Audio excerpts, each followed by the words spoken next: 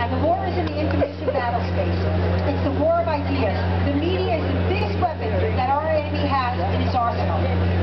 There are freedom fighters on talk radio and in the blogosphere. One of the leading voices, unafraid, uncensored, courageous, is Joyce Kaufman, who on the radio show is in Florida on WFTL 850. I am proud and honored to call her my friend. Joyce Kaufman, join us up here.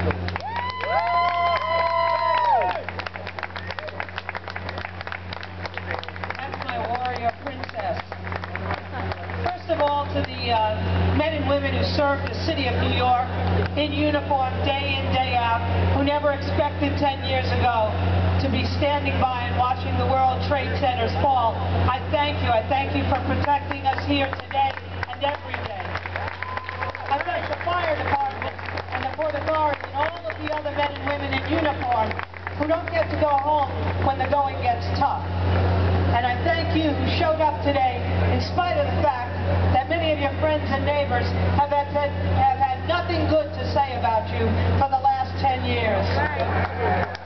Today marks the 10th anniversary of the terrorist attacks, and that's what they were in the United States on September 11th of 2001.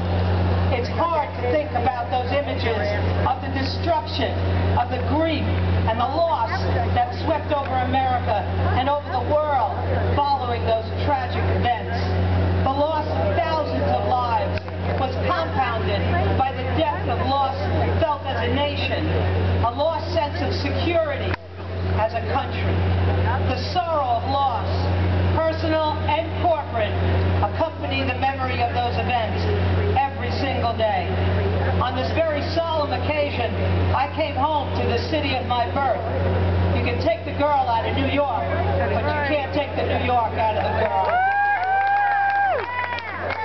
So when my warrior princess friend, Pamela Geller, let's hear it for Pamela.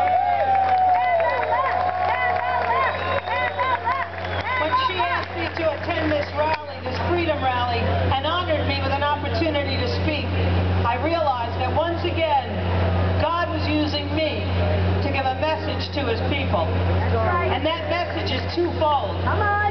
One, you cannot win any war without him. That's right. And two, you cannot win a war if you don't know who your enemy is. That's right. I'm not fighting against man-caused disasters. Thank you. I'm fighting against radical Islam. And that's exactly what I need to say.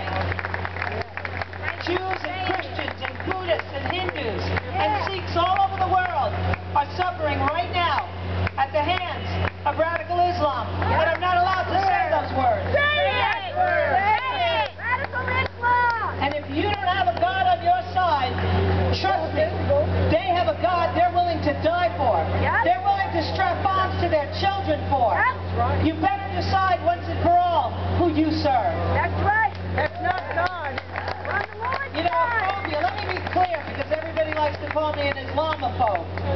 Let me be clear that phobias are fears based upon misplaced suspicion. I'm not phobic, I'm a trend analysis. All right. That's good. That's good. And I've been analyzing trends for 20 years. And almost every act of political murder has been perpetrated by someone who claims that they're doing it in the name of Allah. I can't stop saying that because I'm not supposed to say it. That's all the more reason to say it. You know, Daniel Pipes wrote an article the other day about how we're safer today because at least we're talking about it. Yeah. And to some extent that's true. But how are we talking about it? And how scared are you about the danger to your reputation? Not at all. Because you better give that up and you better put it aside. Because I've faced down lawsuits, I've faced down threats of physical violence, I've had to learn to live alone, I've had to decide that there were people in my life who could no longer be trusted, but you know what? I don't want to die. I want this country to be here for my grandchildren who are yet to be born. And I'm tired of apologizing for the United States of America. In the words of Duncan Hunter, if you have a flood or a tsunami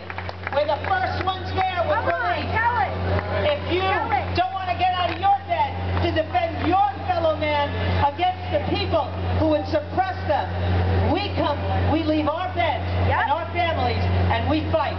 Today, 77 American soldiers were injured in Afghanistan. They're not fighting for you and me only. They're fighting for the people of Afghanistan against the Taliban, who would suppress them and their children. And we send our sons and daughters to die on foreign land. And all we ever ask in return is a piece of land in which to bury them if they don't come home. So I'm no longer apologizing for the United States of America.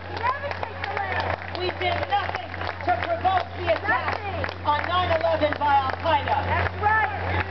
Evil is real, and so is courage. And that's the difference between the radical Islamic forces that fight us and us. Yeah. You see, greater love hath no man, and I think Ilario Pitano said this, than to lay down his life for his friends. And that's what you saw with the first responders in America that day. They went into those buildings that were on fire, and they didn't ask anybody, are you a Muslim, are you a Jew, are you a Catholic? They picked them up, and they brought them to safety, and then they went back in. That's right. That's courage. That's American. Learning how to fly an airplane and not learning how to land it is not a courageous act. That's an act of terror. We have to make sure that those acts are never glamorized, but that the acts and the legacy of bravery, the individual choices that were made that day at the foot of the World Trade Center to go back in over and over again until they couldn't come out themselves. There is a duty beyond remembering and honoring those who died on September 11th. We must be vigilant,